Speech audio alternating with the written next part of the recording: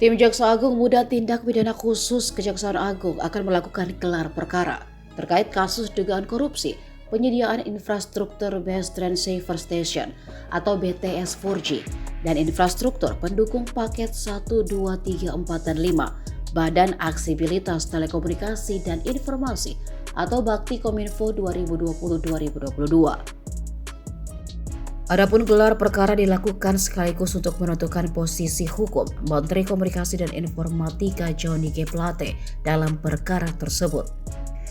Direktur Penyidikan Jaksa Agung Muda Bidang Tindak Pidana Khusus Kejagung Kuntandi mengatakan, hal itu usai penyidik melakukan 2 kali pemeriksaan terhadap Johnny Plate.